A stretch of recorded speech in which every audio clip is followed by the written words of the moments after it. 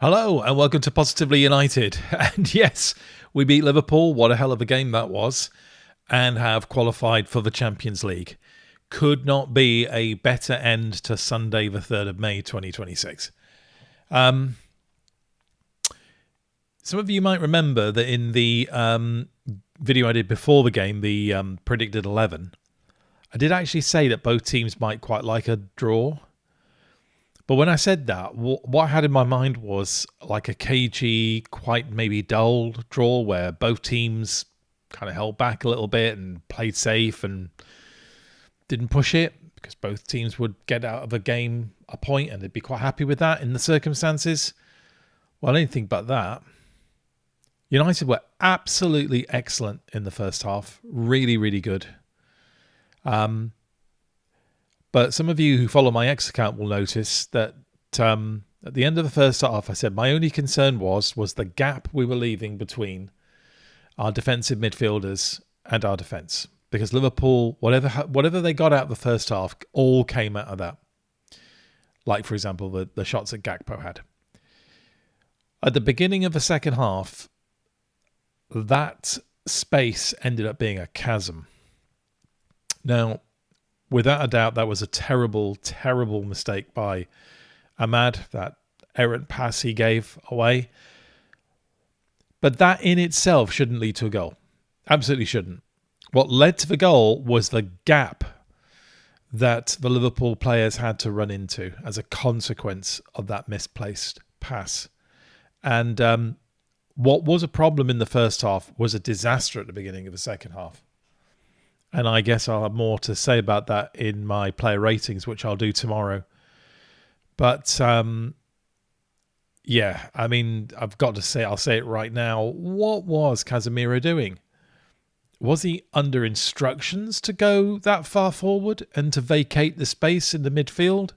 It would seem an astonishing instruction to give Casemiro. So did he do that of his own accord?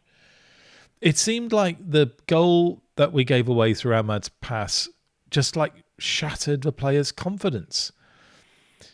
And you do have to think, is this still there? Is there still an underlying sort of psychological weakness that means that when you put this team under pressure, they don't cave in, but they don't react necessarily that well to it? And then came the second goal. And then that did for us mentally, it would seem, for about 15 minutes after. Now, Lemons has been superb this season, really superb. And that's, as far as I can remember, his first major mistake. And it was a mistake. But we reacted so badly, I think, to going 2-1 down that the pressure was mounting up by the time we got to 2-2. Thought then Liverpool had the better of the game for about 15 minutes after that. Maybe even 20 minutes after that, who knows.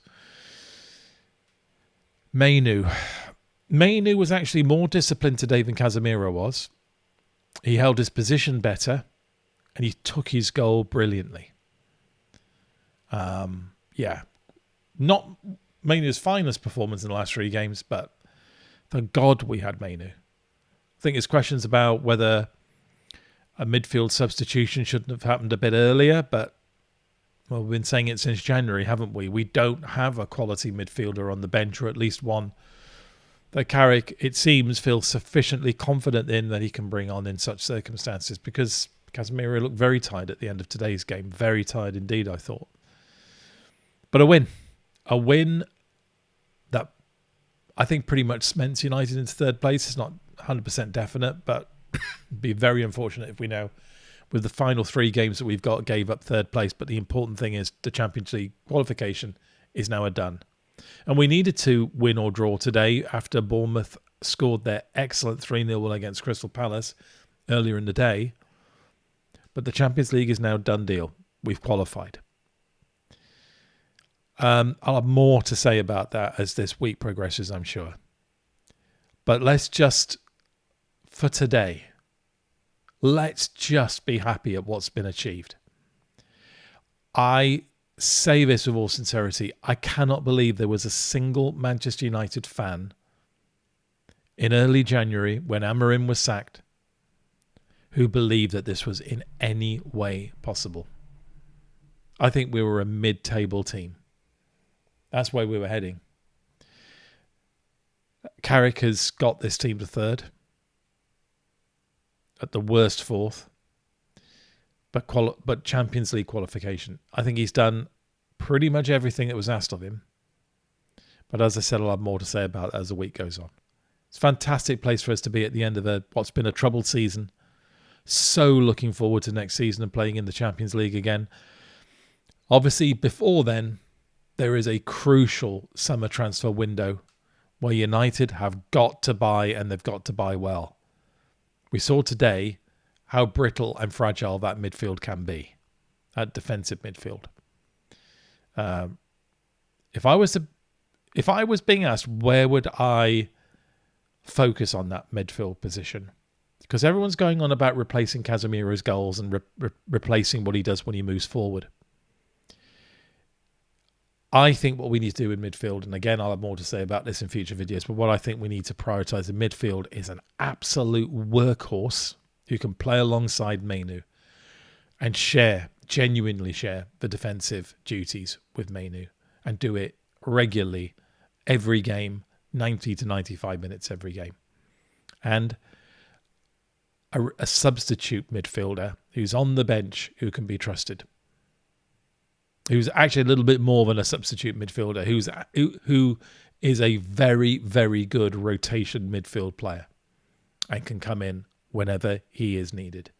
It's two midfielders, two different roles actually, but that's what we need to do. That's the absolute number one priority. There are other positions on the pitch that need attending to as well, but my goodness me, is that important. Because Liverpool showed today what you can do to United if you exploit that gap that exists between defence and defensive midfield. Liverpool really exploited it today. They were actually very good in that respect. There are other aspects of their game which were chaotic. They had their own midfield problems in defending, and their defences all over the place. You can see why they are where they are and why they've had the season that they've had. But Liverpool are still an effective outfit, even with the injuries they had in the makeshift team that they put out. And I think at the end of that game, they will be kicking themselves in a way that they've come away without at least a point. Well, a point. They didn't deserve to win, I don't think, but they didn't deserve perhaps to lose from their perspective. But I think in a general balance of play, United did deserve to win. But we've got Kobe Mainu to really thank a lot for that. What a week it's been for him. What a week it's been for him. New contract, winning goal against Liverpool. Does it get better than that? Well, actually, let's hope it does next season. And maybe even let's hope it does in the summer. Because he ought to be starting for England in every single match in the World Cup. Anyway, tomorrow I'll do the player ratings, and probably will do the 5 lessons, the 5 insights video tomorrow. If not, I'll do it on Wednesday, but I'll definitely get the player ratings out tomorrow when I've given it a little bit of thought. By the way, if you're wondering why I don't do the player ratings on the day of the game, I just like to give it a little bit of thought before I do the player ratings. I sometimes feel that I do find myself sometimes under or overreacting to a player's performance. And after a bit of reflection, maybe watching a little bit of the game again, I kind of like change my mind a little bit. I suppose the danger of that is I'll tend to, into the mean, I'll tend to make the scores all a little bit the same. But I think it's better than going in over the top on a player or slighting a player because of one little mistake or something like that and overblowing it. So, yeah, I'll do the player ratings tomorrow. 5 insights either tomorrow or Wednesday. And later on in the week, I'll certainly, I think, be doing a video about the general position at Manchester United, including the position of permanent head coach.